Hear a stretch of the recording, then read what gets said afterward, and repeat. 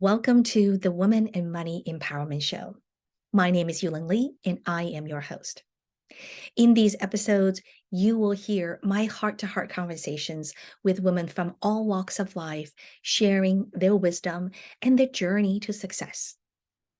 I hope through these stories, you will find inspirations and affirmation that ordinary people like you and me, we can achieve extraordinary results and live an extraordinary life. Now, let's dive into today's show. Now, every one of us grow up in one of two ways.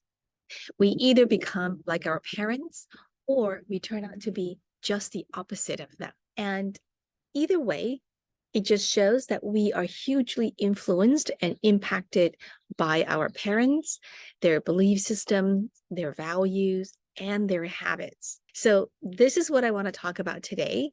And that is, how do we empower our children through modeling? As parents, we all want to see our kids to succeed, to lead a happy life. And in many cases, we want to give them everything in the whole wide world to just do that.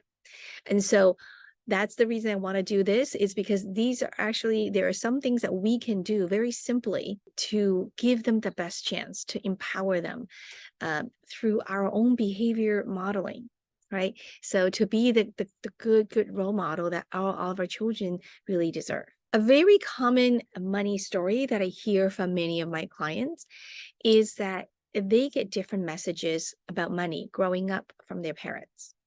And that can be very, very confusing for them. And this is why they behave the way that they do now around money, is out of confusion. And so the scenario could be that one parent was always complaining that there's not enough money, while the other parent is spending money like there's no tomorrow.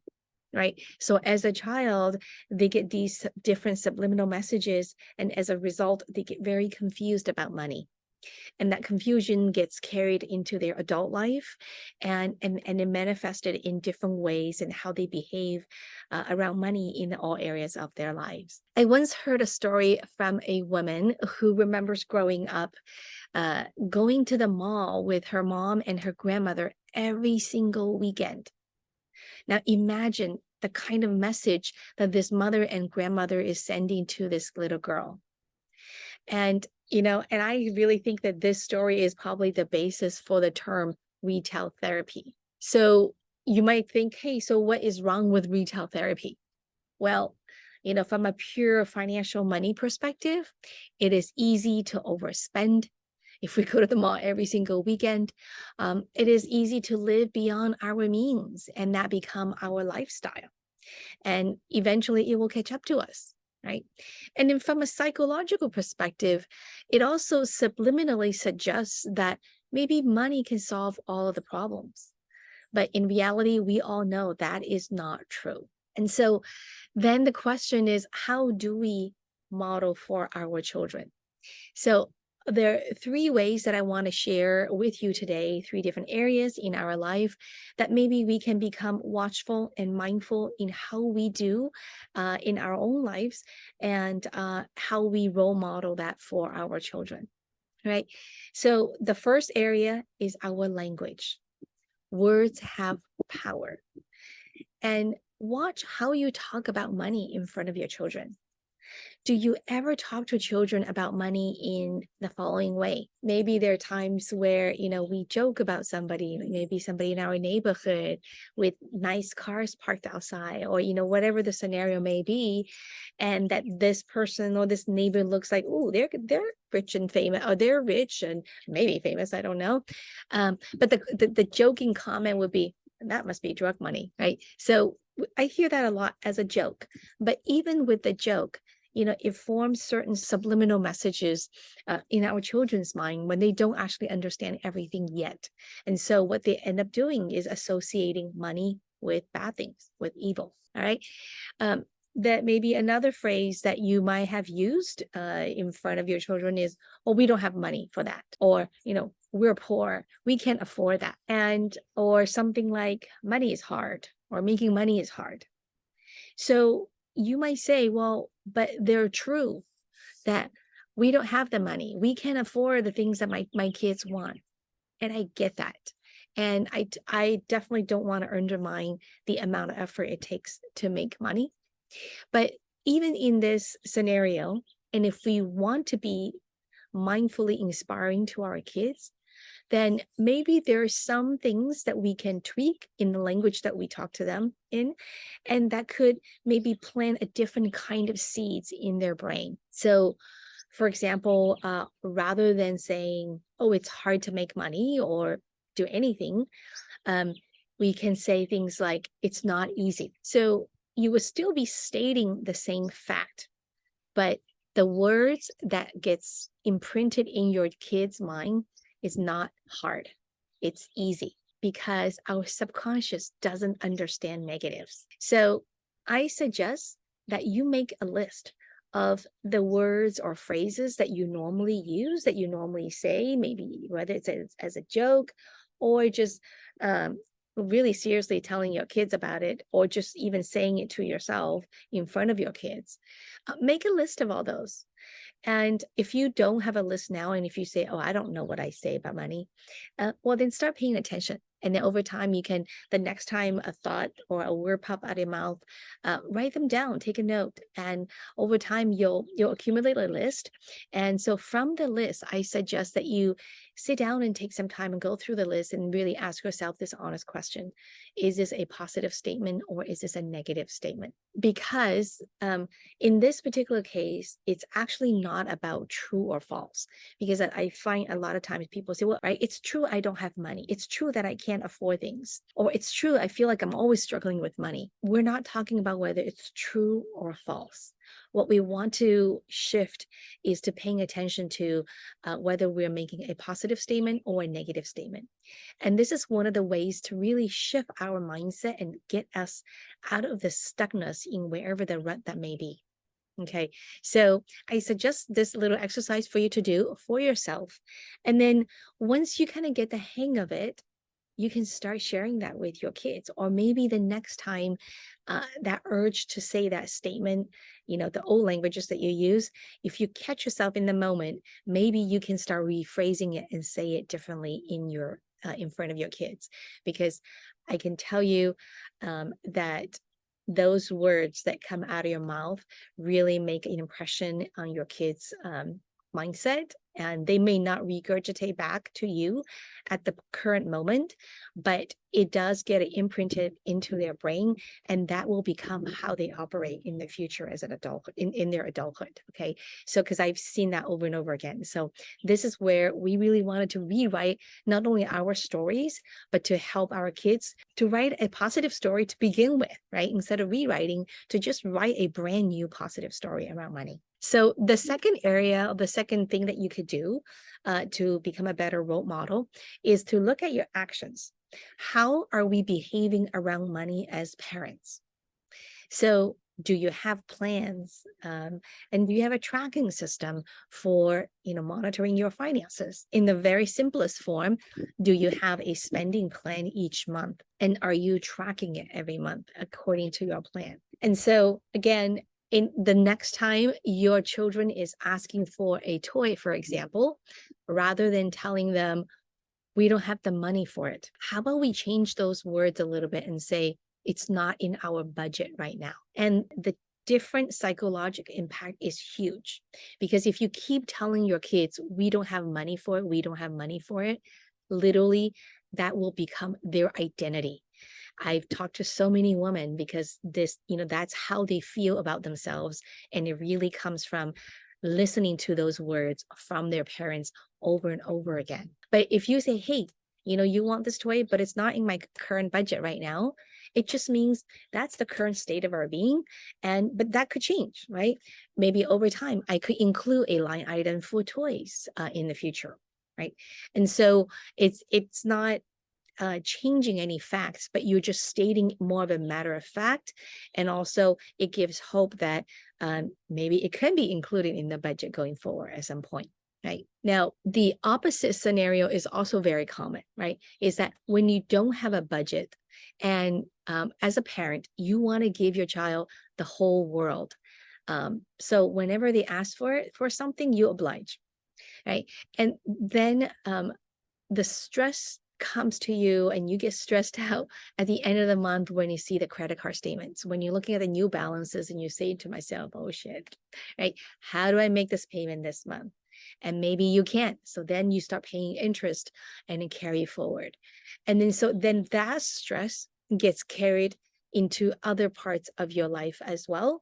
It carries into how you speak to your kids. So maybe now you become less patient, or maybe you become more prone to throwing these words out again about, don't you know it's hard to make money, or whatever, or I just can't afford everything you asked for, right? I mean, we say a lot of things that we know consciously that it may not be the most positive or supportive, but it comes out of our mouth in the time of stress, because that is truly how we feel inside.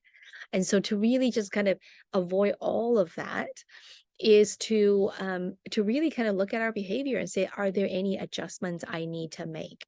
And there's no judgment here. It's really more about mindful management of how we are taking care of the cash flows on a monthly basis. And then also sharing that with your children so that they actually know it's not in the budget. So if you have a budget, it's just a matter of, okay, what's not in the budget? Maybe we can talk about at some point we'll add it to the budget, but right now we don't have it. Okay.